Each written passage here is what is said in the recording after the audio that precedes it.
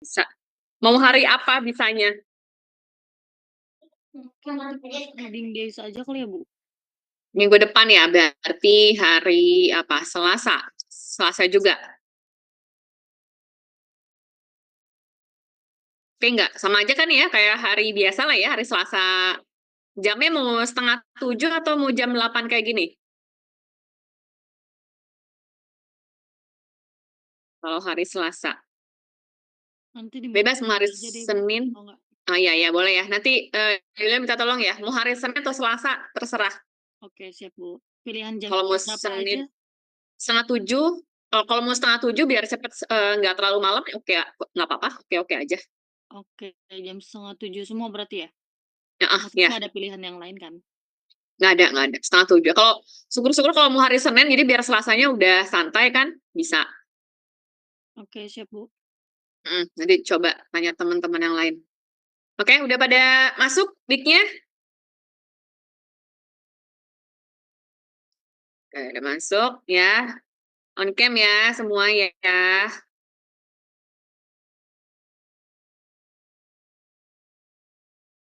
Oke, on cam, silakan. Yuk.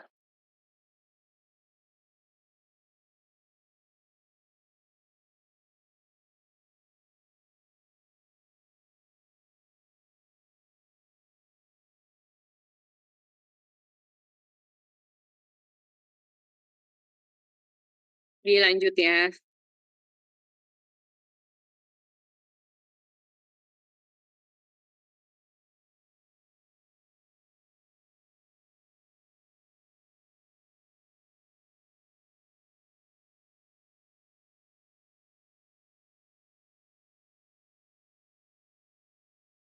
Oke, sekali lagi.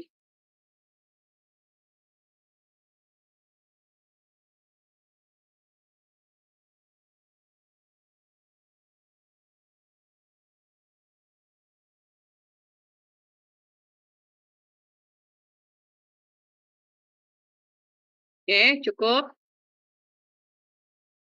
Masih ada yang mau scan nggak? Masih, Bu. Masih, Bu. Ibu saya Masih ya? kan. Oh, oke. Masih ada yang mau scan nggak sekali lagi yang bisa scan? Saya masih banyak soalnya. Scan lagi ya, sekali lagi ya. Ya, sekali lagi, Bu. Yuk.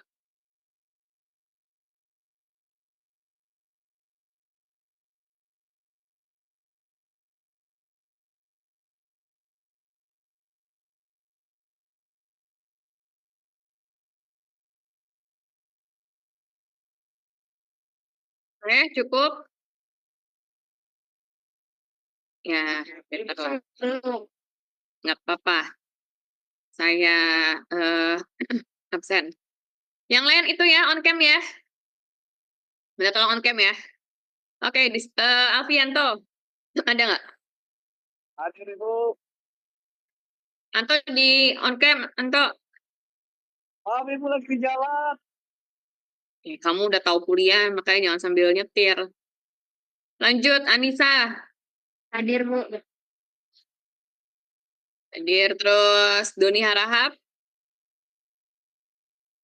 Doni, ada nggak Doni? Doni nggak ada. Elvira. Elvira Kartika, ada nggak? Elvira. Elvira nggak ada. Fadila. Fadila ada? Fadila nggak ada juga. Terus Hani. Hani Veronica ada. Justin. Ada nggak? Nggak ada. Jen. Justin hadir, Bu. Oh, Justin hadir. On cam ya. Jen Jen hadir, mana? hadir, Bu. Jen hadir. Ada ya? Iya, ada. Oke. Terus Lita. Hadir, Bu. Lita hadir. Oke. Wait, sebentar.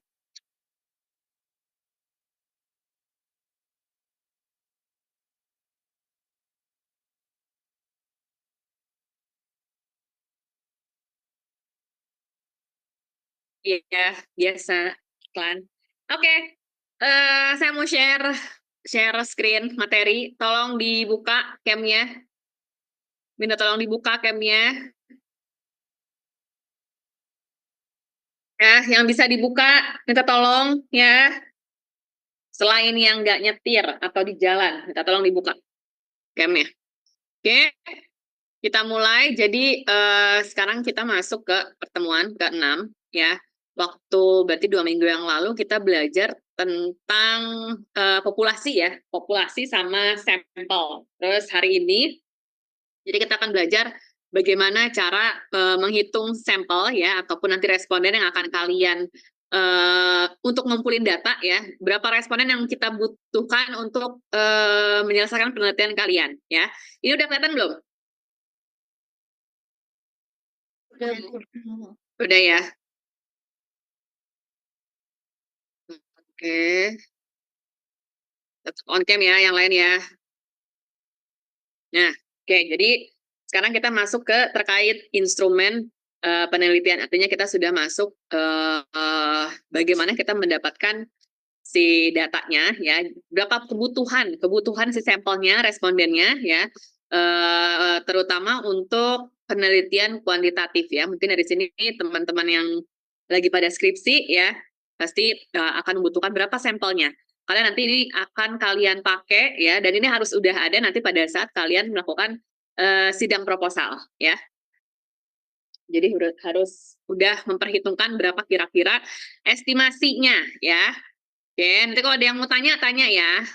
Sambil ngopi boleh ya, sambil ngopi boleh biar nggak ngantuk. Oke, jadi ini masih umum ya, khususnya kita masih sama. Oke, nah ini review sedikit ya, yang tadi saya bilang bahwa yang pertemuan kelima itu kita bahas terkait dengan populasi ya kan, sampel, teknik sampling, probability sample, non probability ya. Jadi intinya adalah dalam hal kita melakukan sampel ya, jangan semua satu populasi kita jadikan responden ya. Jadi memang sampel itu yang bisa merepresentatifkan ya dari satu populasi yang ada.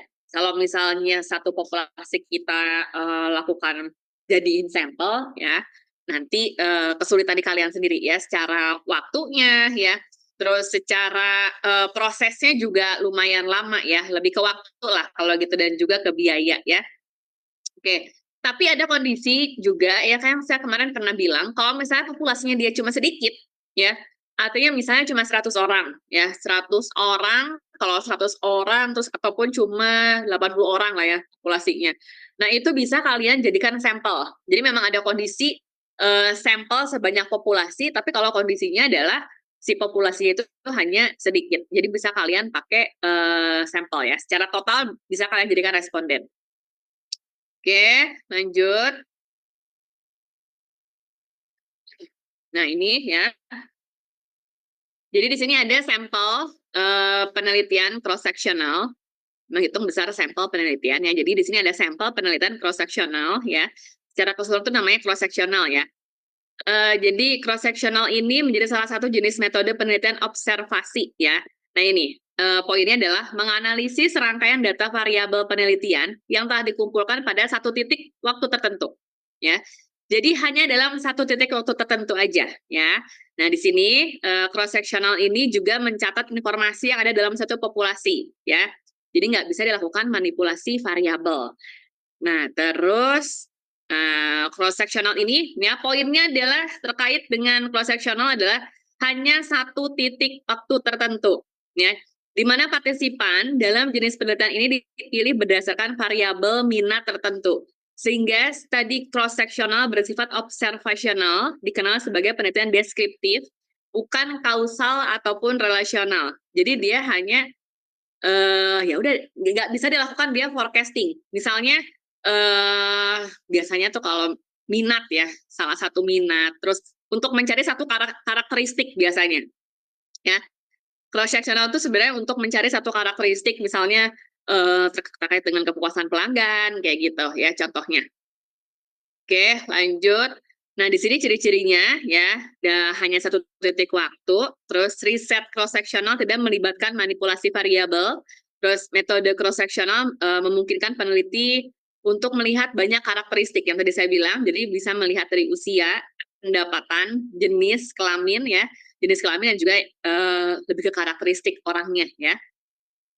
Nah, lebih ke karakteristik dari satu populasi. Oke, nah di sini cross-sectional juga dapat memberikan informasi tentang apa yang terjadi ya, apa yang terjadi pada saat itu ya. Jadi nggak bisa dilakukan untuk nanti ke depannya kita ngambil cross-sectional 50 orang atau 100 orang gitu kan, misalnya 100 orang, tapi kita untuk melihat kondisi, oke dengan kondisi saat ini, berarti nanti untuk 10-20 tahun kemudian itu seperti apa, itu nggak bisa. Ya, jadi memang pada saat itu aja kondisinya. Nah, di sini kelebihannya ya, oke, dia memang relatif murah dan tidak memakan waktu karena memang langsung ya. Terus studi cross sectional ini juga mengumpulkan data dari banyak subjek dan membandingkan perbedaan antar kelompok. Ya, itu bisa juga. Terus studi ini juga menangkap momen tertentu dalam waktu satu waktu tadi ya. Jadi bisa menggambarkan kondisi, misalnya kondisi negara pada saat itu ya. Jadi bisa langsung. Kekurangannya dia nggak bisa melakukan atau membuat ya satu hubungan sebab akibat, itu nggak bisa ya. Karena memang di sini mewakili pengukuran hanya satu kali ya. Terus mempelajari satu momen dalam waktu ya. Jadi nggak bisa lakukan terus-terus yang tadi saya bilang, untuk jangka panjang itu nggak bisa ya. Terus waktu snapshot ke cross sectional ini juga tidak mewakili perilaku grup secara keseluruhan. Oke.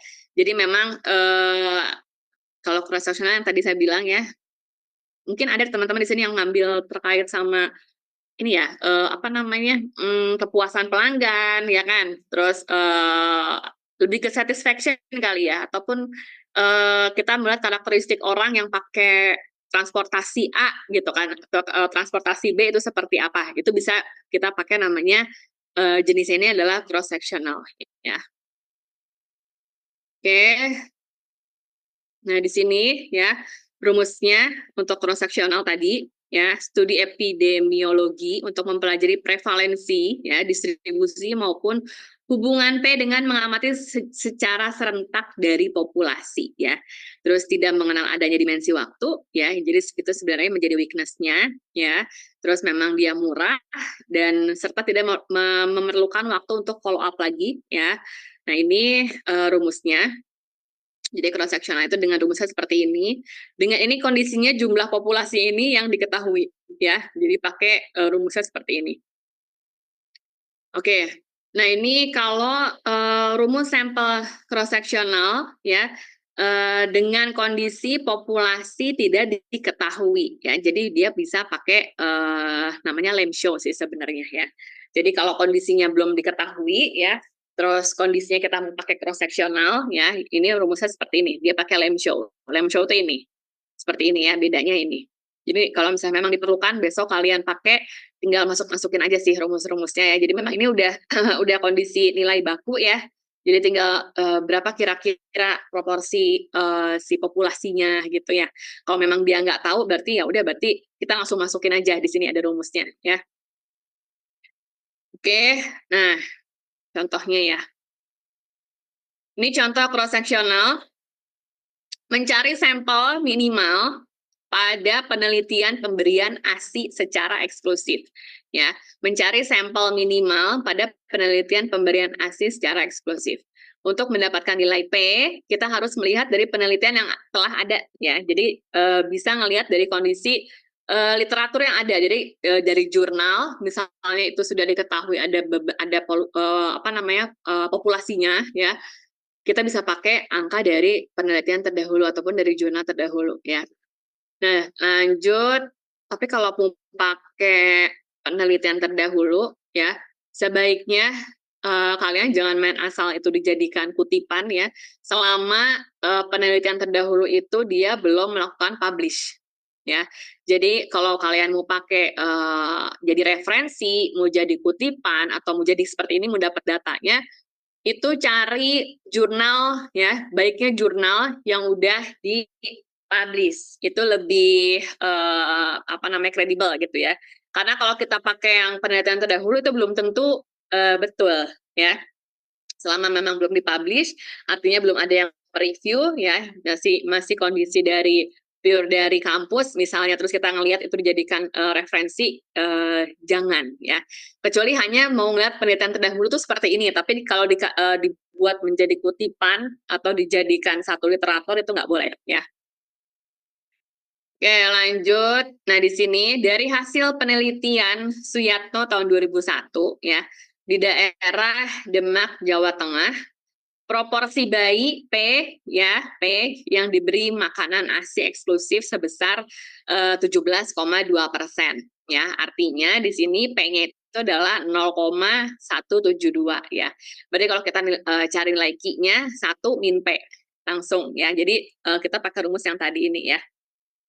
1 min P. Nah, dengan limit dari error ditetapkan itu 0,05 ya. Jadi di sini ada faktor errornya, faktor kesalahannya kita bikin 0,05 ya. Dan nilai alfanya adalah 0,05, maka jumlah sampelnya langsung masukin ke rumus yang tadi ya. Tinggal dimasukin. Berarti di sini ada 219 orang ya. Jika tidak ditemukan nilai P ya, misalnya nggak ada nilai P-nya ya, dari penelitian yang sebelumnya atau yang lain, maka dapat dilakukan maksimal estimation. Jadi bisa langsung pakai 0,5 aja gitu. Itu bisa langsung pakai ya. Jika ingin teliti, maka nilai D-nya itu sekitar 2,5% ya, atau lebih kecil lagi bisa. Jadi D-nya itu faktor kesalahannya itu kalau semakin kecil itu semakin baik ya sebenarnya. Jadi faktor kesalahannya itu dia sedikit gitu. Oke. Ini kondisi yang memang populasinya ya dia ngambil dari literatur sebelumnya. Nah, sekarang kita masuk ke dalam rumus Slovin. Rumus Slovin ini sebenarnya kalau kita lihat ya, minggu lalu saya kasih tahu kalian bahwa ada beberapa rumus ya kan, rumus dari rumus ahli ini gitu kan banyak ya. Jadi mungkin kalian bingung. Jadi sebenarnya kita pakai yang mana gitu kan Bu ya. Terus nah, kalau saya sih langsung ya to the point bahwa secara umum kalau misalnya memang populasinya udah diketahui ya, kita langsung pakai rumus Slovin aja. Mungkin kalau kalian pernah baca ya dari teman-temannya yang udah pada lulus ngelihat skripsinya, banyak pakai rumus Slovin ya. Itu nggak masalah, boleh pakai rumus Slovin karena memang langsung ya, langsung dimasukin. Nah, seperti apa ya penerapannya? Jadi rumus Slovin itu adalah formula untuk menghitung jumlah sampel minimal jika perilaku sebuah populasi yang sudah diketahui, ya, sudah diketahui. Oke, besaran sampel penelitian dengan rumus Slovin ditentukan lewat nilai kesalahan. Jadi kita ngelihatnya adalah tingkat kesalahannya. Nah, nanti kita lihat ya, berapa persennya. Nah, ini rumusnya seperti ini ya. N-nya itu adalah N kecil yang kita mau cari ya, sampelnya, terus ini populasinya, nanti tinggal masukin aja ya rumusnya. Nanti E-nya ini yang akan kalian cari sebenarnya, kalian tentukan sendiri ya. Nah, ini oke, masuk ya. Kapan kita pakai rumus Slovin? Nah, tadi saya bilang bahwa rumus Slovin itu yang sudah diketahui sebenarnya besaran populasinya ya. Tapi sebenarnya rumus Slovin ini digunakan ketika peneliti tidak tahu besaran proporsi yang pasti, yang ideal ya. Itu boleh juga. Memang secara umumnya adalah yang sudah diketahui ya. Cuma dalam hal kita udah tahu tapi sebenarnya hanya estimasi itu juga bisa. Bisa kita pakai langsung si Slovin ya. Misalnya kira-kira si populasi yang mau kita cari, yang mau akan kita teliti itu kurang lebih 200 orang gitu kan estimasinya. Tapi itu bukan menjadi satu patokan yang fix gitu, karena itu bisa langsung pakai rumus Slovin juga ya. Bisa pakai rumus Slovin. Nah, di sini mengutip jurnal dari UMS ya.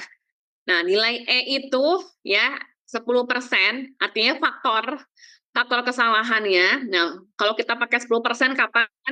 Itu untuk populasi dalam jumlah besar ya. Kalau 20% itu populasi untuk dalam jumlah kecil, karena semakin ini ya, semakin dia besar apa namanya nih faktor kesalahannya, pasti nanti sampelnya juga akan semakin kecil sebenarnya, ya kan, karena kan nanti dibagi ya, si E-nya itu, makanya nanti sampelnya itu N kecilnya itu ketemunya akan lebih sedikit kalau misalnya tingkat kesalahannya lebih besar, ya. Nah, kalau kita lihat ya secara kasarannya ya, di sini jurnal ini juga menyebutkan bahwa sebenarnya Slovin ini adalah kalau kita lihat secara kasaran hitungannya 10-20% dari populasi yang ada, kurang lebih. Tapi tetap ya kalau kalian ngomong pakai Slovin ya berarti harus masukin rumusnya dulu. Ya, jadi jangan langsung ke 10. Pakainya rumus Slovin, tapi kalian langsung 10-20%, 10 atau 20% dari populasi. Jangan. Ya, kalau ini kan hanya sebenarnya kurang lebih sekian gitu ya. Oke, di sini contohnya ya. Berapa perhitungan jumlah sampel dengan rumus Slovin dengan tingkat kesalahan 5% dan jumlah populasinya itu adalah 500 orang ya. Ini langsung masukin aja ya. Berarti kan ini E-nya itu 5% ya kan, masukin ke sini 0,05 dipangkat 2 langsung dapat jumlah sampelnya kurang lebih 285 dibulatkan menjadi 286 ya. Gampang ya, gampang banget ya. Oke, nah di sini ada perbedaan ya, rumus Lemchow, rumus Slovin ya. Ini bisa dipakai untuk bidang apa aja sih ya. Kalau si Slovin ini bebas lah, itu nggak cuma teknik sipil. Kalau mau masuk teknik sipilnya nggak cuma MK ya, misalnya mau transportasi, mau apa segala macam itu bisa dipakai ya. Jadi memang umum. Nah, bedanya apa si Lemchow sama si Slovin tadi ya?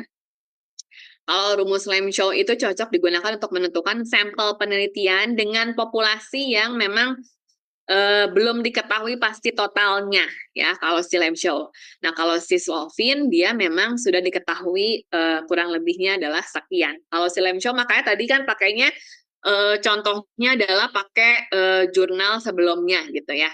Nah terus di sini adalah sampel dengan pendekatan Lemchow ditentukan oleh nilai maksimal estimasi dan juga tingkat kesalahan. Kalau si Slovin dia hanya dilihat dari nilai tingkat kesalahan yang tadi ya, mau 5%, 10% atau 20%. Jadi dasarnya adalah dari tingkat kesalahan ya. Kalau ada yang mau tanya-tanya ya. Oke, sekarang kita masuk ke rumus sampel penelitian case control. Oke, ini case control. Ini adalah ya suatu penelitian analitik yang menyangkut bagaimana faktor risiko dipelajari dengan menggunakan pendekatan retrospektif ya. Jadi penelitian case control dapat digunakan untuk menilai berapa besar peran faktor risiko dalam kejadian. Jadi ada cause effect relationship ya. Ini rumusnya. Jadi memang ini udah rumus baku ya, udah pasti. Bu ini nggak pakai ini nggak bisa, pokoknya udah pasti ini ya. Jadi memang ini rumus baku, tinggal masukin aja ya. Oke, masuk ke rumus sampel penelitian kohort ya. Kalau kohort itu adalah dilihat terkait dengan exposure sama non exposure ya. Maksudnya itu adalah kondisi yang terpapar virus atau yang tidak terpapar virus. Jadi iya atau tidak ya. Kondisi yang iya ataupun yang tidak itu masuk ke rumus si kohort ya. Jadi di sini rumusnya ya. Contoh si kohort itu cuma iya atau tidak lah. Kita melihat kondisi mana yang sakit, mana yang enggak gitu kan. Kayak gitu, oke. Di sini ya rumus sampel, case control dan cohort ya. Rumus yang digunakan untuk mencari besar sampel baik case control maupun cohort adalah sama sebenarnya ya. Terutama jika menggunakan ukuran proporsi. Hanya saja untuk penelitian cohort ada juga yang menggunakan ukuran data kontinu ya. Bedanya itu mirip-mirip lah. Kita langsung ini aja lah, kita langsung contoh ya. Oke, ini dengan contoh yang masih sama ya. Bedanya tadi ASI eksklusif ya, ditambah lagi sama kondisi yang terpapar, yang sakit, sama yang enggak gitu ya. Oke, di sini contohnya. Contoh kasus, misalnya kita ingin mencari sampel minimal pada penelitian tentang pengaruh pemberian ASI eksklusif dengan terhadap berat bayi. Artinya adalah kita melihat pemberian ASI ini terhadap berat badan bayi itu seperti apa, ya. dengan menggunakan tingkat kemaknaan 95% atau alfanya itu adalah 0,05 ya. Dan tingkat kuasa 90% atau betanya adalah 0,10. Serta kesudahan atau outcome-nya yang diamati itu adalah berat badan bayi ya yang ditetapkan memiliki nilai asumsi 0,94 kilo. Dan estimasi selisih antara nilai min ya outcome berat badan kelompok tidak terpapar dan kelompok terpapar selama 4 bulan pertama kehidupan bayi ya, artinya terpapar virus lah ya maksudnya ya. Nah di sini sebesar 0,6 kilo ya. Nah ini kondisi P-nya ini dia ambilnya dari dari ini ya, dari penelitian juga ya. Maka perkiraan jumlah minimal sampel yang dibutuhkan tiap kelompok yang terpapar sama yang tidak terpapar seperti apa ya. Jadi ini pakai rumus yang tadi ya, rumus yang ada tadi, tinggal masukin dulu, masukin ya, terus didapatkan 52 orang. Nah pada saat kita mau melihat yang penelitian si cohort ya, itu langsung ditambahkan dengan jumlah loss to follow-nya ya. Langsung biasanya langsung ini secara umum dia langsung pakai 15%. Jadi 15% itu adalah N 52 ya 1 plus 0,5 1 plus P ya. 0,15 berarti total bayinya itu adalah 59 ataupun 60 bayi ya per kelompok. Jadi kalau misalnya untuk 2 kelompok maksudnya kali 2 aja berarti per kelompoknya 60. Untuk 2 kelompok 60 plus 60 gitu ya. Ini jarang dipakai sih ya, ini biasanya di kesehatan ya. Kalau menurut saya sih ini di bidang kesehatan. Kalau kita di teknik sipil, saya juga nggak pernah pakai ini sih sebenarnya karena memang yang biasa kita pakai itu lebih ke Slovin sih ya. Kita pakai biasa Slovin karena lebih terkait dengan bagaimana sih kondisi proyek gitu kan ya, bukan kondisi yang memang hanya 2 risiko ya, bukan kondisi yang risiko yang terpapar ataupun enggak gitu kan. Jadi memang lebih banyak faktornya, variabelnya banyak, parameter yang akan kita cari itu lebih banyak kalau di proyek ya. Oke, nah ini ya. Kalau tadi kita lihat ada beberapa rumus ya. Kalau kita lihat sebenarnya kita langsung aja cohort ya kan, Lemchow sama si Slovin sebenarnya ya. Nah, bisa kalian nggak pakai si rumus tadi sebenarnya ya. Itu boleh. Itu boleh kondisinya kalau kalian langsung mau pakai mana yang cocok dengan tujuan kalian. Kalian bisa langsung ngambil dari teori, itu boleh juga ya karena teori-teori ini juga dari ahli yang memang sudah bisa dipakai ya, bisa dijadikan dasar kalian menentukan sampel. Tapi harus disesuaikan dengan tujuan kalian punya ya. Balik lagi itu harus disesuaikan. Oke, nah ini jadi ada beberapa teori ya. Ada beberapa teori misalnya ada Roscoe itu 1975. Di sini dia bilang ukuran sampel lebih dari 30 ya dan kurang dari 500 itu udah pas ya. Kalau kita lihat nanti sebenarnya ini banyaknya 30 artinya sebenarnya kalau secara keseluruhan ya kalau lihat dari teori memang minimal itu di 30 atau 40 minimal. Balik lagi ya, kalian mau pakai alat instrumennya tuh apa? Jadi nggak bisa ini dijadikan 30, oh kata ini juga 30 tapi saya mau pakai alat instrumennya misalnya mau pakai HP, mau pakai SEM PLS gitu kan. Itu nggak bisa tuh, kalian harus disesuaikan lagi tujuannya apa sama bagaimana cara kalian menganalisis itu ada kondisi yang berbeda ya. Oke. Nah, kalau si Roscoe tadi 30 kurang di antara 30 sampai dengan 500 ya berarti ya. Terus di sini kalau mau pakai ya sampel ya. Sampel misalnya ada masuk ke dalam subsampel artinya misalnya ada kelompok ya. Kalau ada kelompok atau kategori ya. Pria, wanita, junior, senior ya. Itu minimum 30 untuk masing-masing kategori ya. Itu udah oke. Terus kalau mau pakai penelitian yang multivariat, ya, artinya ada regresi berganda. Nah, kita bisa ngelihat dari kondisi variabelnya.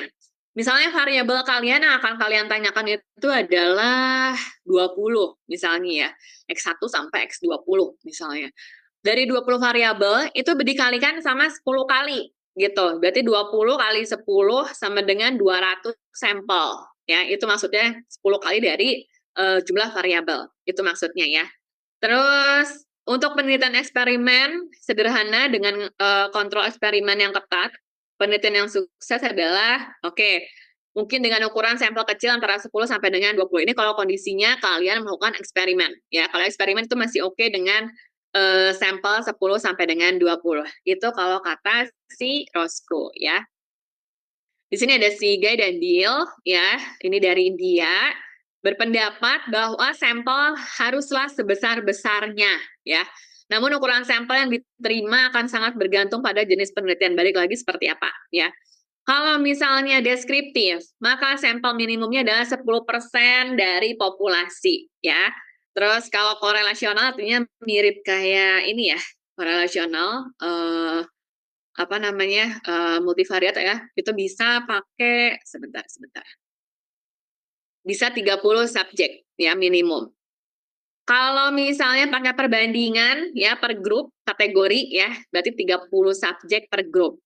Terus kalau misalnya eksperimen, kalau kata si Deal ini dia 15 subjek per grup ya. Kalau tadi di sini dia 10 sampai dengan 20, kalau ini dilihat dari grupnya. Jadi ada 15 subjek per grup. Oke. Terus jadi banyak ya teorinya ini. Jadi di sini ada juga Frankel and Wallen ya.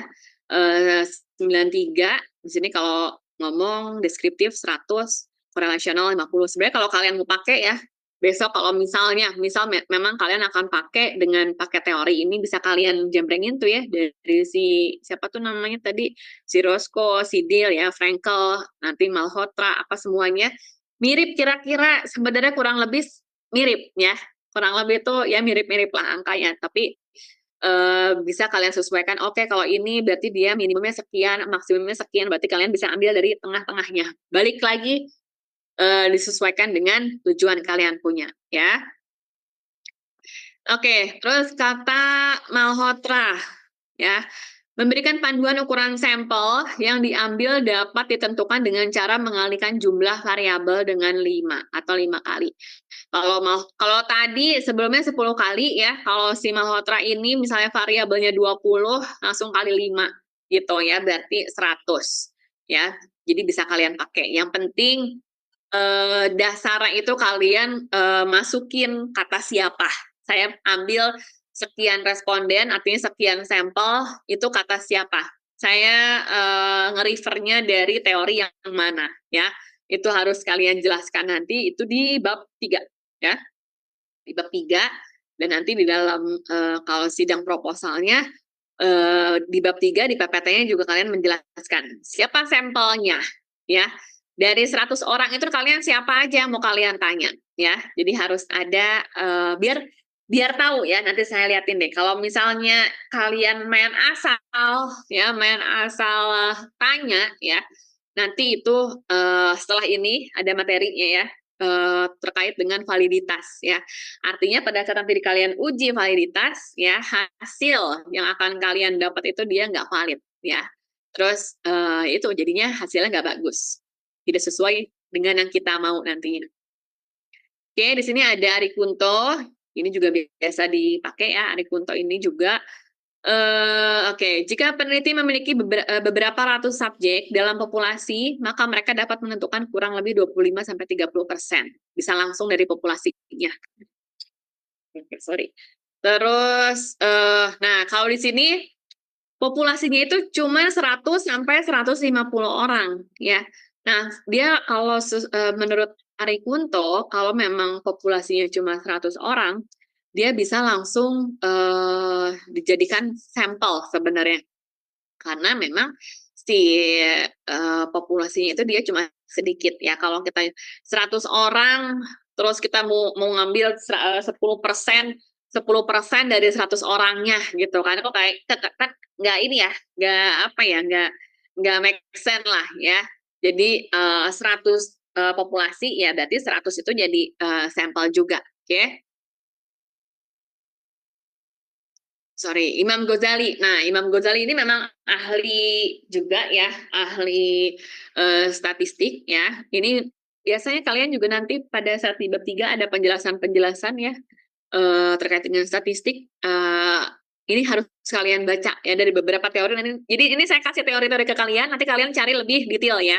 Kalau memang ini dibutuhkan buat proposal kalian ya atau skripsi kalian nanti ya. Nah di sini ada Imam Ghazali 2008 bahwa sampel yang dibutuhkan itu 30 sampai dengan 100 ya. Tapi kalau kondisi, nah ini yang saya bilang 30 sampai 100 misalnya. Saya mau ambilnya 30, tapi kalian pakai metodenya itu adalah SEM. Jadi ada alat statistik namanya SEM ya, metode SEM ini, SEM dengan PLS ya.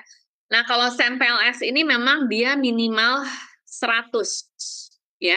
Jadi nggak bisa ini dijadikan 30 sampai 100, kalian ngambil yang paling minimum 30. Sedangkan kalian pakainya SEM itu nggak bisa.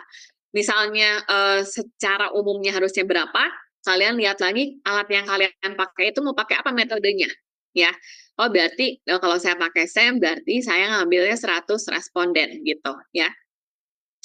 Jadi minimal 100. Oke.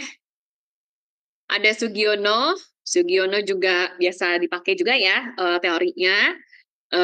Kalau menurut Sugiono adalah ukuran sampel yang layak dalam penelitian adalah 30 hingga 500. Sebenarnya mirip ya kalau kita lihat tadi ke belakang antara 30 sampai dengan 500. Memang itu ya validnya segitu. Jadi kalau bisa jangan ngambil yang paling batas bawah ya, 30.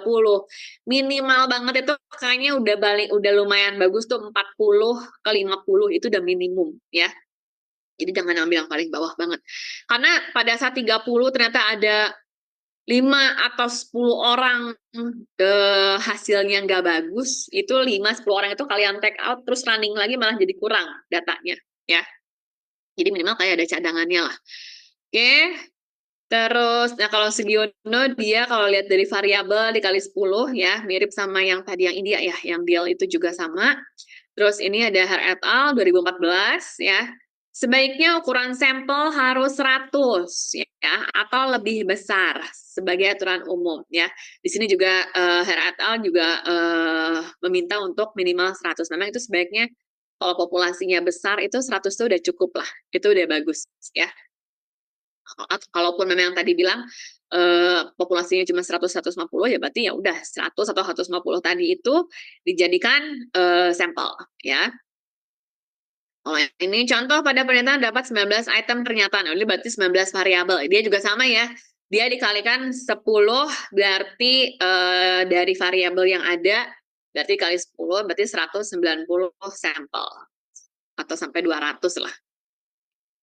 Ini juga sama ya, Tabanik dan Fidel.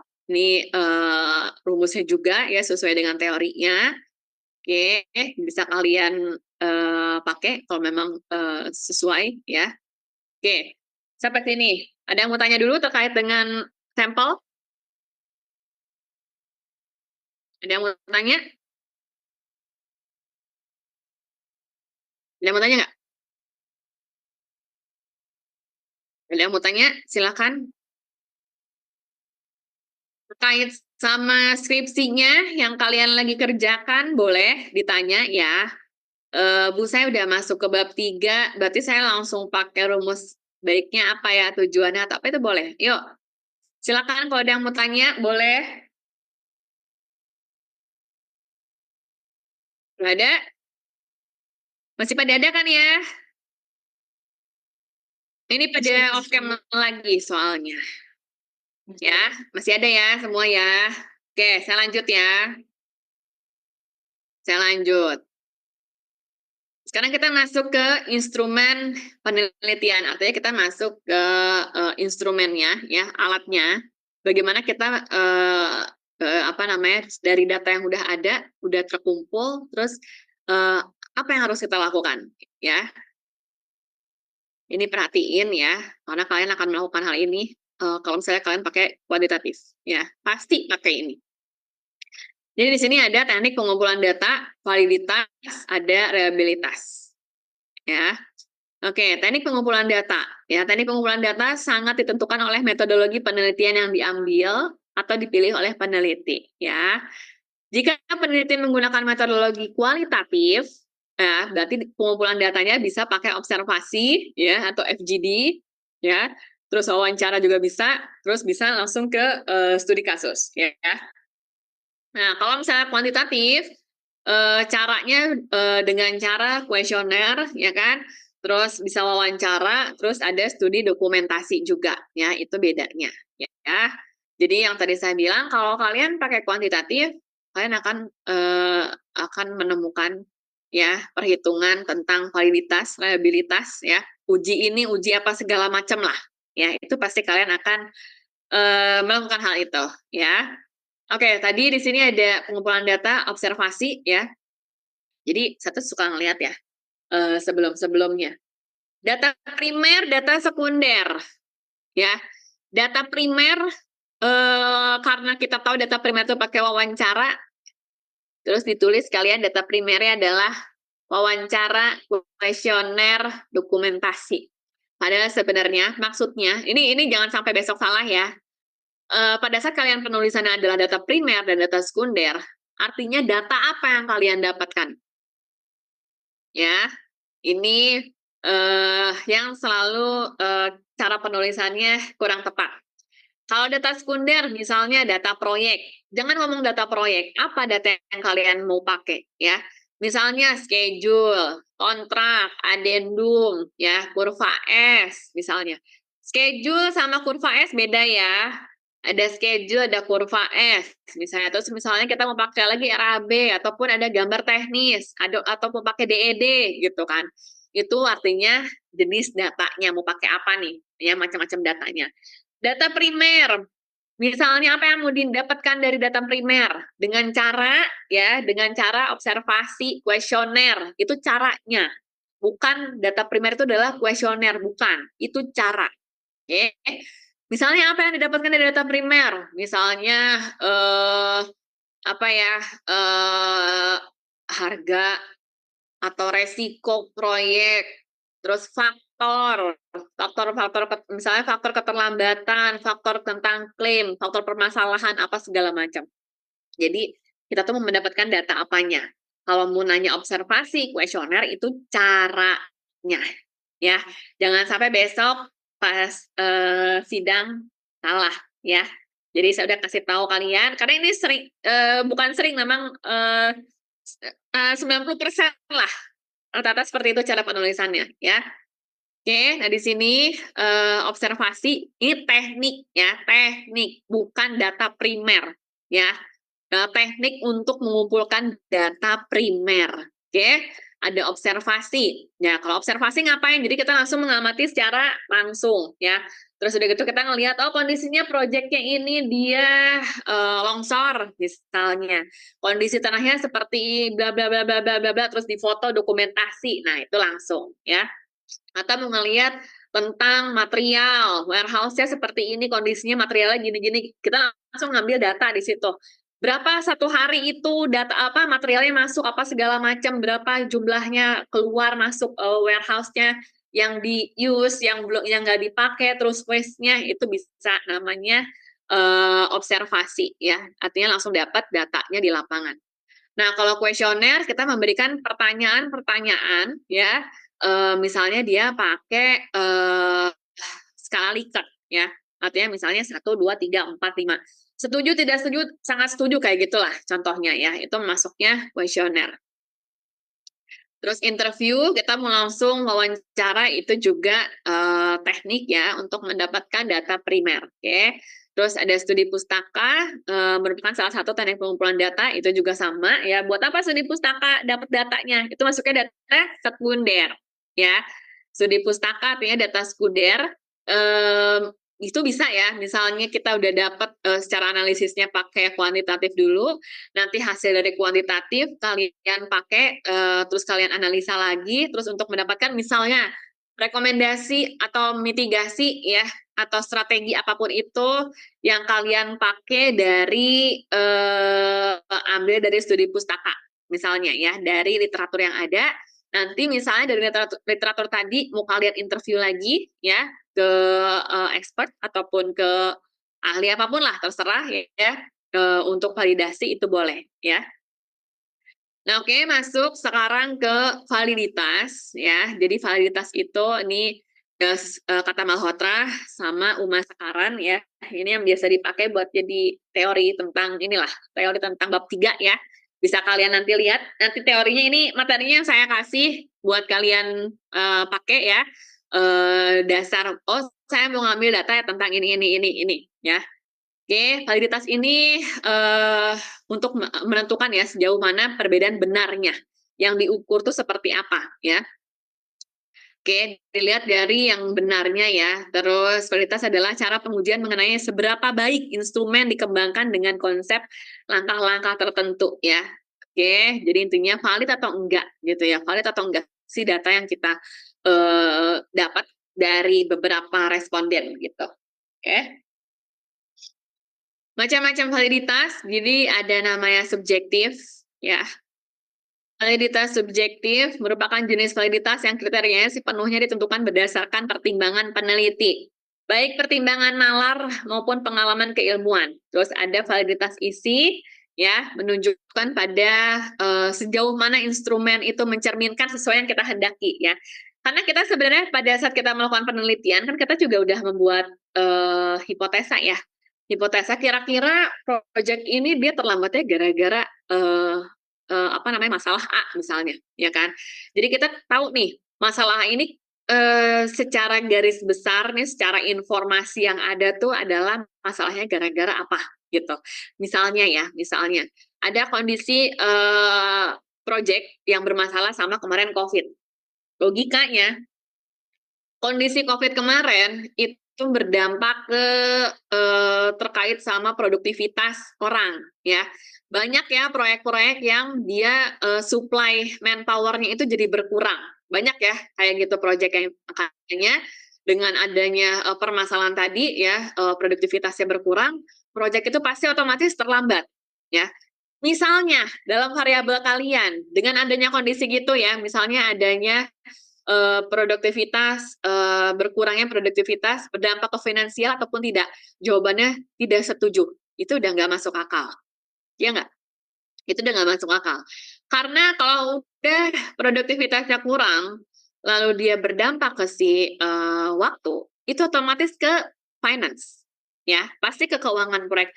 Nggak mungkin proyeknya nggak ada masalah tentang uang, ya, nggak mungkin, itu nggak mungkin. Pada saat kalian menemukan jawabannya seperti itu udah nggak make sense, ya, udah nggak nyambung. Berarti itu kalian yang tadi saya bilang, pada saat kalian menentukan sampel, ya, pada saat kalian menentukan sampel, kalian harus bisa pilih-pilih nih. Oke, dengan tema saya, topik saya punya, saya nggak mungkin nih kasih ke orang yang nggak ngerti. Ya, pada saat kalian kasih ke orang yang nggak ngerti, jawabannya nanti kalian sendiri yang pusing, ya. Atau misalnya ada kuesioner 4 skala Likert ya, 1, 2, 3, 4. Pilihannya setuju atau sangat setuju gitu kan. Terus kalian mendapatkan satu kuesioner ya, atau 2 atau 5 ternyata atau 10 ya, yang jawabannya adalah poin 5 semua, sangat setuju dari nomor 1 sampai nomor 30 misalnya. Karena yang ngerjainnya itu kayaknya udah malas, udahlah 5 semualah. Itu gagal. Ya.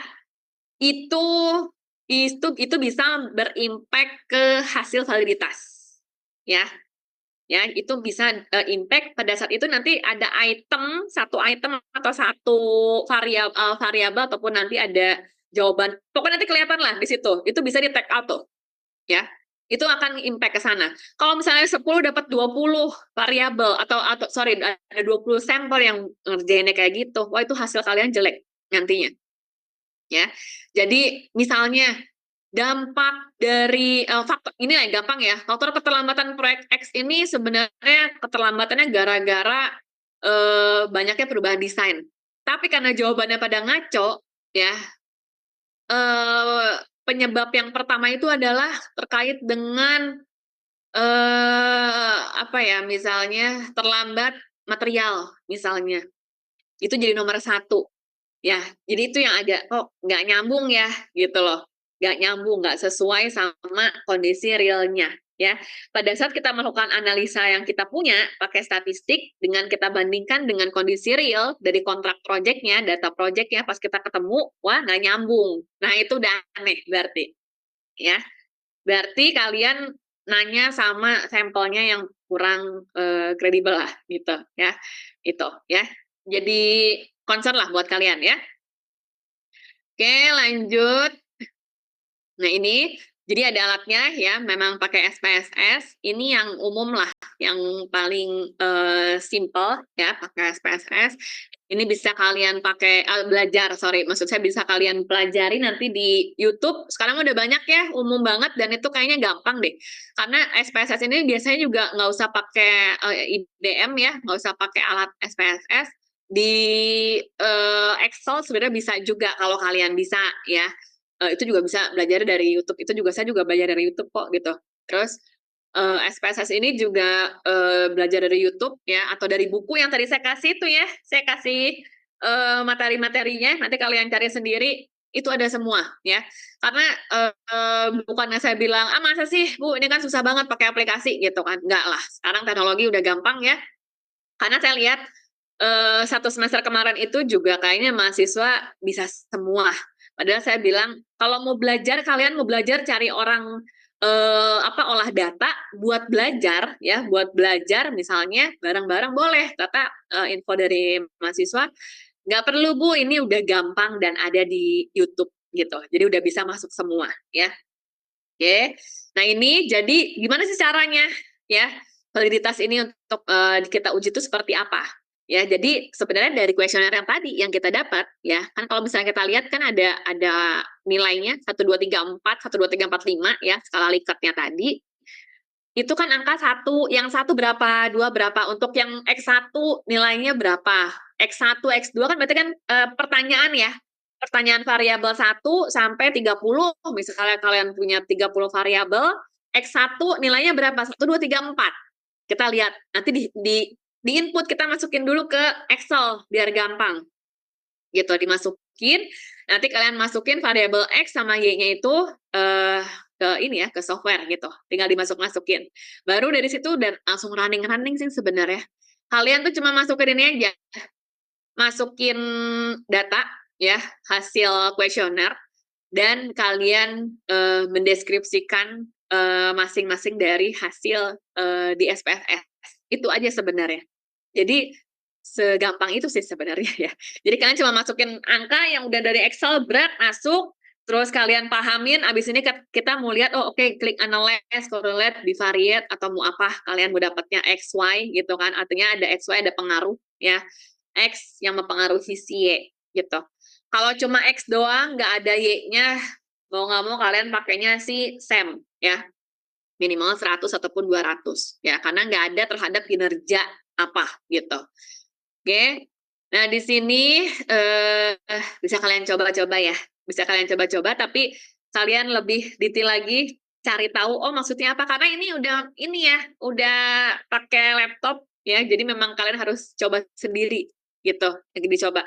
Mungkin nanti kita mau coba abis UTS kali ya, abis UTS kalian kan kayaknya nggak pernah kelompok ya, gitu kan, nggak pernah kerja kelompok ya, jadi sekalian kalian belajar juga sama teman-teman ya, kalau sendiri mungkin kurang semangat ya, jadi saya pakai kelompok setelah UTS, kita cobalah saya bikin kayak gini ya, dari data yang ada terserah, mau kalian dapat dari jurnal, mau ceritanya, nggak harus tentang teknik sipil, bebas ya, tentang data apapun, kita cuma mau ngelihat bagaimana cara aplikasinya seperti apa ya, terus kalian gimana caranya, saya biasa pasti bagaimana kalian mengelaboratnya ya, mau nggak mau kalian baca tentang ini, otomatis nanti skripsinya udah bisa gitu ya. Nah ini pengujian validitas ya, kalau validitas ya kita ngelihatnya adalah R-tabel. Nah ini apa ya namanya, kalau validitas itu kita ngelihat dari kondisi R-tabel ya. Nah di sini item pernyataan kuesioner penelitian ya yang diisi oleh responden dikatakan valid kalau R hitungnya lebih besar dari R-tabel ya. Kalau misalnya R hitungnya lebih kurang dari R-tabel, berarti dia nggak valid ya. Artinya ada X berapa dia nggak valid kayak gitu. Kalau validitas kita ngelihat dari R-tabel ya. Nah, jadi tuh nanti setelah kalian masukin data ya di running, kita mau ngelihat, karena kita mau lihat untuk validitas dulu, berarti kita pakainya seperti ini ya, kurang lebih kayak gini. nanti keluarnya seperti ini. Ada R tabelnya. Nanti kita lihat R tabelnya seperti apa. Kayak gitu. Ya, R tabel. Nah, oke. Sekarang kita masuk. Kalau validitas artinya valid atau enggak jawabannya. Ya, valid atau enggak nih dari responden. Jawaban yang kita dapat dari responden. Kalau reliabilitas, ya. Nah, di sini jadi ada yang pertama tuh ada uji validitas, ada uji reliabilitas. Itu memang yang pertama kali. Ya, itu pasti, itu wajib. Kalau kalian nggak pakai uji validitas itu udah salah, ya udah salah. Tiba-tiba langsung dapat Bu faktornya 5 terbesar, alah, gitu kan? Itu udah ngaco tuh ya. Artinya bener nggak secara data, bener nggak secara respondennya itu, ya. Jadi kita harus ada yang pertama uji validitas, yang kedua uji reliabilitas. Kalau uji validitas kita lihat dari R tabel, kalau reliabilitas ya artinya itu secara keseluruhan ya kita ngelihat bahwa bisa dipercaya nggak nih gitu hasilnya, ya bisa dipakai nggak gitu, ya relay nggak sih, layak nggak sih gitu ya. Oke, nah di sini pengujian reliabilitas ya, menunjukkan tingkat ketepatan, keakuratan, kestabilan, konsisten, ya. Hasilnya, oke faktor 5 ini bener nggak nih untuk mendapatkan ataupun hasil dari responden ini jawabannya udah bener nggak gitu kan, akurat nggak gitu ya. Jadi bisa dipakai dari si uji reliabilitas ini ya. Sama ya, pakai SPSS juga. Jadi dari data yang udah kita masukin pertama tadi ya, yang pertama tentang sebelum yang validitas tadi itu kalau kita pakai karena kan beda-beda ya. Nanti kan klik-klik-kliknya kalau untuk validitas berarti pilih yang mana, kalau reliabilitas nanti pilih yang mana ya. Nah, langsung aja. Kalau reliabilitas yang dilihat adalah Cronbach alpha-nya ya. Kalau lebih dari 0,6 dia rebel ya. Kalau misalnya kurang berarti dia tidak bisa dipakai. Artinya oke ini itemnya ini adalah nggak layak nih, nggak bisa dipakai lah gitu ya. Nggak bagus ya, nggak bisa kita jadikan eh, jawaban nanti ke depannya sampai ke kesimpulan gitu maksudnya ya. Nah, ini ya kalau jadi memang nanti keluar kok ini akan ada ya alfa-alfa ini nanti keluar di dalam si softwarenya ya. Nanti kelihatan bahwa oh sekian sekian gitu kan. Oke, ternyata di sini berapa berapanya ya. Jadi di sini ada apa namanya nih ada kategorinya ya. Ini yang dikatakan bagus tuh seperti apa gitu. Oke. Kalau misalnya kurang dari 0,5 nanti gimana Bu? Gitu kan, si alfanya itu kurang dari 0,6 misalnya, ya. Terus kalau dikatakan kurang dari 0,6, ya berarti itu harusnya kita take out, gitu. Sebaiknya di take out, ya. Karena kalau misalnya itu mempengaruhi secara total keseluruhannya itu dia nggak bagus ya, persentasenya itu misalnya cuma 60%, 70% gitu dari si validitasnya tadi, karena pengaruh ini salah satunya itu harus di take out tuh. Variabel mana yang kalian take out? Karena ternyata variabel ini tuh tidak berpengaruh banyak gitu kemungkinan ya. Oke.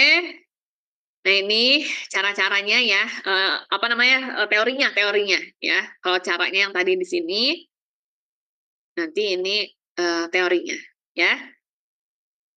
Kalian bisa itu kok bisa download juga ya softwarenya. Kayaknya ada yang free nggak sih? Saya lupa deh.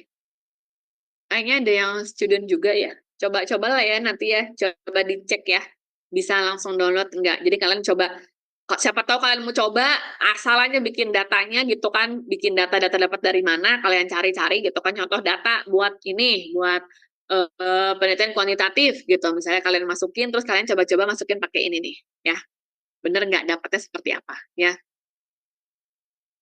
Oke, terus terus udah selesai ternyata. Oke, jadi minggu depan ya kita belajar lagi terkait dengan ada uji F, ada uji T ya, terus analisis regresi, linier, berganda itu maksudnya apa ya. Nanti kita pelajarin lagi. Jadi intinya gampang ya kalau terkait dengan statistik cuma dapat validitas dan juga reliabilitas kelar ya. Nanti lanjut ke uji F, uji T gitu ya. Kalau kita mau ngelihat, oke ini kita mau regresi gitu kan, linear atau berganda seperti apa, baru nanti kita lanjutkan lagi, dapat oke ketemu faktornya sekian-sekian terhadap kinerja yang berpengaruh ke kinerja apa gitu. Oke, sampai sini ada yang mau tanya? Silakan. Mudah-mudahan masuk ya. Ya Allah, cuma ada Viana doang. Yang lain kemana? Tinggal 22 orang juga. Ya ampun. Ini saya print screen nih. Saya screenshot dari Ya, boleh. 30 berapa terus menghilang. Ini udah lebih dari 10 orang nih ngilangnya. Oke, ini yang lain pada nggak masuk ya, hilang semua ya.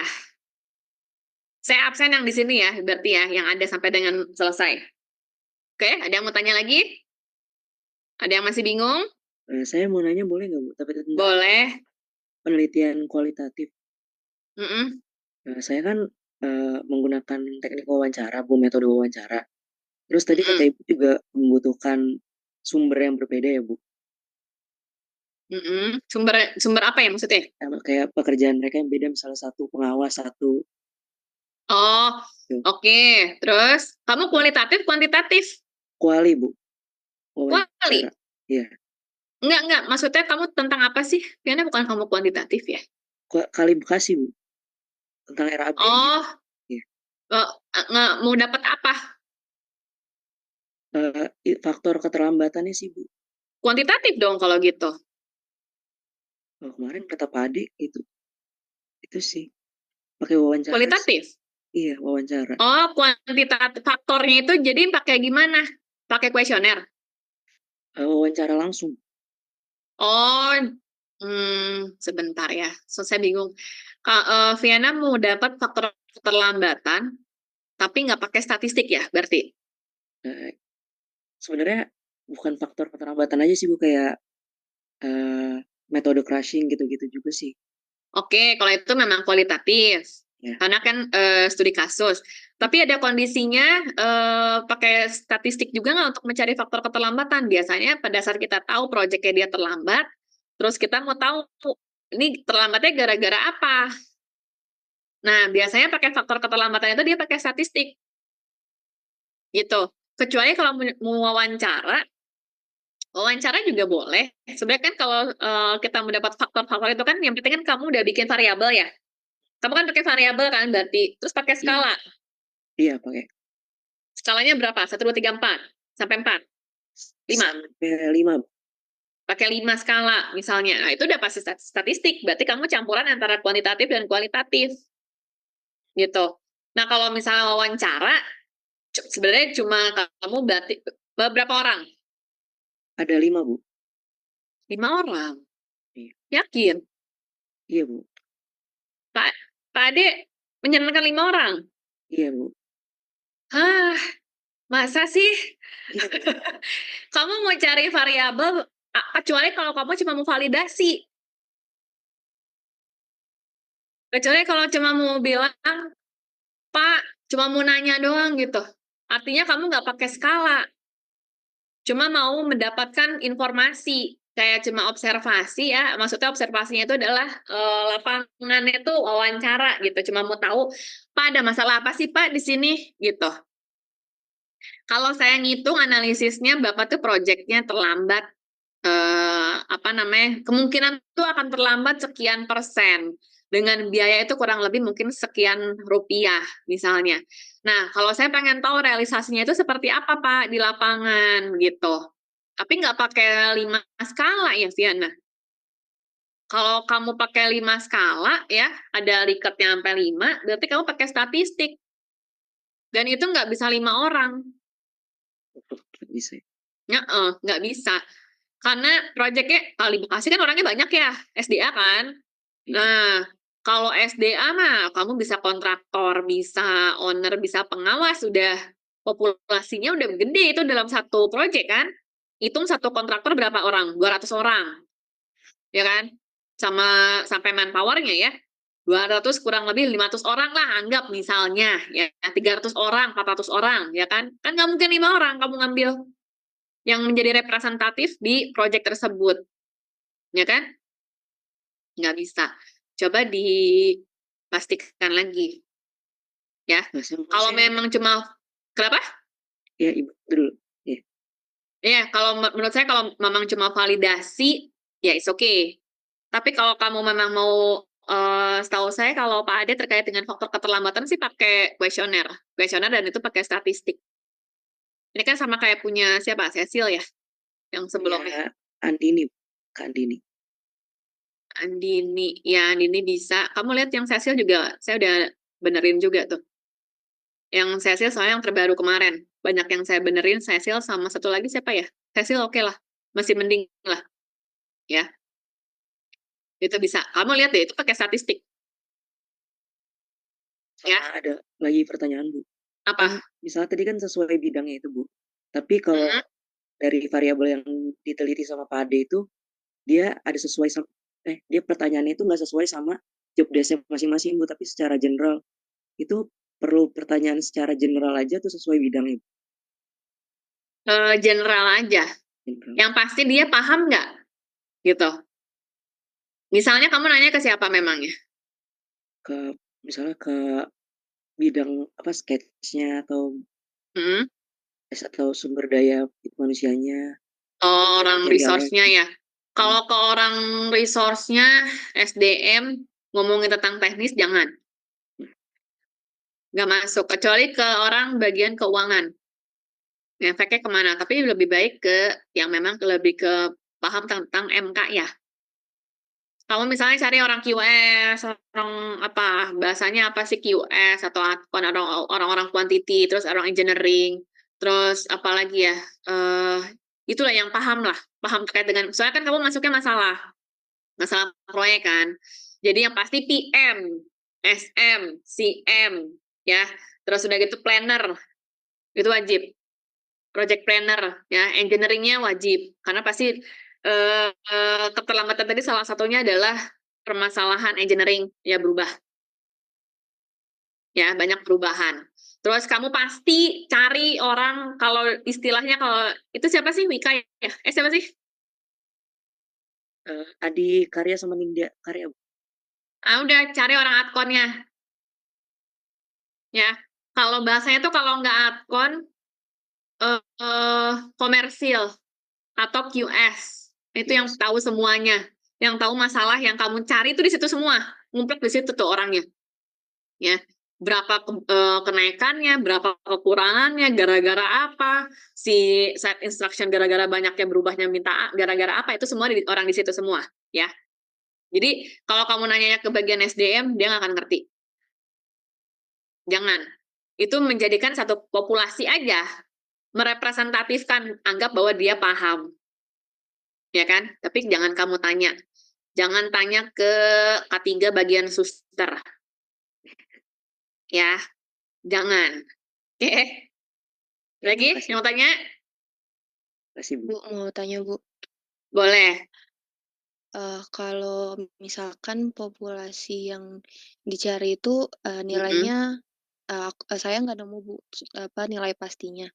Berarti Mhm. itu lebih cocok pakai rumus Lemshow atau rumus Lovin ya, Bu? Oke, sebenarnya bisa pakai di proyek. Ini kan mau lagi ngerjain apa? Ini, Bu, produktivitas truk sampah dari Mhm. TPS Jakarta ke TPST Bantar Gebang. Jadi nanti itu kuesionernya itu ke supir-supir truk sampah. Supir-supir truk sampah. Oke, kalau mau pakai lane show tadi, sebenarnya bisa sih ya. Cuma saya lebih enak kalau enggak kamu kalau bingung masuk teori. Pakai Sugiono misalnya. Paham nggak? Kurang lebih berapa sih populasi si truk tadi itu? Kurang lebih dari Bantar Gebang sampai kemana gitu kan? Berarti Bantar Gebang situ ya. Ini kamu cari produktivitas terkait dampak terkait dengan teknik sipilnya di bagian mana, Vika? Saya pengen tahu itunya. Biaya operasionalnya, Bu, Di sipilnya ada di mananya? sama ritasenya juga, Oke. Kamu sama siapa? Pak Ade. Sama Pak Ade ya. Terkait dengan lingkungan ya, berarti kan? Itu kan lingkungan tuh, Iya. biaya operasional, tapi maksudnya saya masih di bagian sipil itu di bagian mananya gitu, yang mau kamu lihat. Kan ini kan truk sampah kan, berarti kan? Kita melihat produktivitas si operasional produktif nggak sih nanti biayanya gimana gitu kan ya kita mau lihat secara biaya nanti seperti apa itu kan lebih ke nggak tahu ya kalau menurut saya harus ada kamu poles ada terkait dengan teknik sipilnya gitu. Di mana bagian teknik sipilnya? Nah, itu coba ditanya lagi ya, Vinka ya. Kalau terkait dengan tadi sampelnya, sebenarnya kamu bisa pakai yang Slovin itu kurang lebih berapa sih di daerah situ? Apa namanya supir itu bisa kamu tanya dulu ya. Kan pasti kan ada wawancara berapa sih apa namanya kebutuhan supir di sini? Pasti kan ada kurang lebih Mbak 300 orang yang kerja. Itu bisa jadi langsung. Kan pasti karena bisa dilihat, bisa ditanya. Ya kan? Kalau misalnya memang atau kamu cari-cari berapa sih kurang lebih kalau misalnya si supir truk sampah itu gitu kan ya. Itu bisa ditanya. Jadi kamu bisa langsung pakai Slovin sih kalau menurut saya sih. Ya, kalau mau pakai si lem show sebaiknya kamu lihat ada apa namanya jurnal terdahulunya gitu. Itu lebih baik. Karena memang kita nggak tahu. Tapi kalau misalnya memang nggak tahu kan sebenarnya bisa pakai yang tadi ya, ambil yang berapa 0,5 gitu kan yang paling tingginya. Cuma bisa kamu pakai dulu si Slovin. Tapi sebelum masuk ke Slovin kamu pastikan lagi ke PADE. Ya, Pak ini yakin Pak bisa, tapi ini kan karena saya nggak ada sipilnya gitu. Saya nggak tahu nih bagian sipilnya di bagian mananya gitu. Ya, misalnya terkait produktivitas ini terkait dengan apa nih? Apa dampaknya ke bagian mana gitu. Karena itu lebih ke teknik lingkungan gitu. Saya takutnya nanti malah jadi agak masalah gitu, jadi isu gitu. Ya, sebelum jauh kamu pastiin dulu ya, Vinka ya.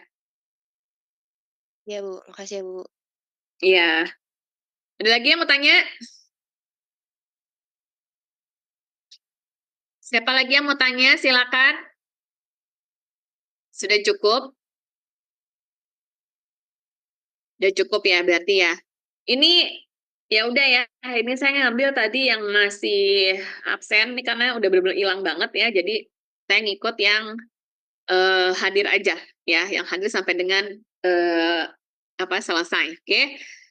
Oke, kalau gitu cukup ya. Berarti kita insya Allah ketemu. Yulia nanti kita tolong dibantu ya, Yulia ya. Mana? Yulia, halo. Pokoknya nanti di grup infokan saya. Oke, nanti di grup infokan saya. Kalau mau hari Senin, oke, ayo ya. Jadi biar Selasa mau santai. Jadi langsung Senin-Senin semuanya ya. Jamnya mau 6:30 biar nggak terlalu malam. Oke juga ya. Oke, kalau begitu cukup ya. Nggak ada lagi ya, cukup ya. Ya udah, kalau gitu nanti ketemu insya Allah minggu depan hari Senin, ya Senin atau Selasa. Saya tunggu kabarnya. Saya akhirin. Terima kasih semuanya. Wassalamualaikum warahmatullahi wabarakatuh. Waalaikumsalam. Terima kasih, Bu. Terima kasih. Terima kasih, Bu. Iya.